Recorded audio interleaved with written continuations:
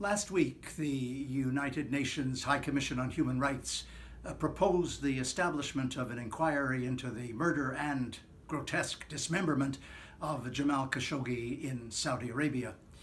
At the same time, roughly, there was a very fine article in the journal Foreign Policy entitled "Getting Away with Murder."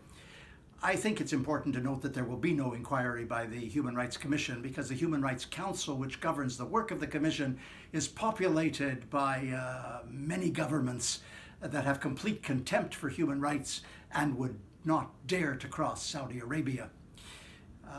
Despite the fact that this issue has roiled the international community for up to 3 months, the Security Council of the United Nations has never dealt with it. Not a single permanent member of the Security Council is prepared to raise the issue because they don't want to compromise the lucrative returns of the arms shipments they make to Saudi Arabia.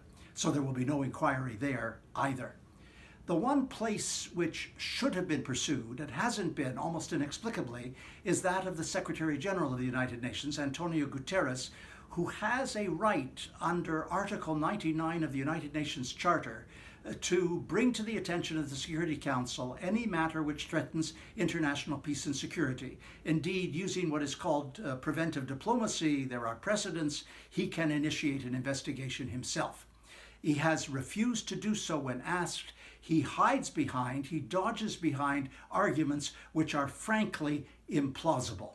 I mean, after all, Saudi Arabia is a government which is saturated with arms. It has created a bloodbath in Yemen. It created dysfunction in Syria. It is a nemesis in the entire region, and peace and security is at stake, and the Secretary General should have moved but has refused to move. There is a kind of pattern emerging here of indecision.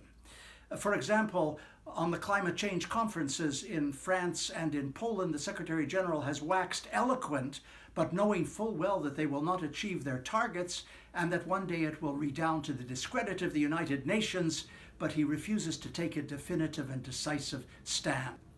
I'm not saying that the emperor has no clothes. I am saying that the emperor is only partially dressed. That was last week. I'm Stephen Lewis.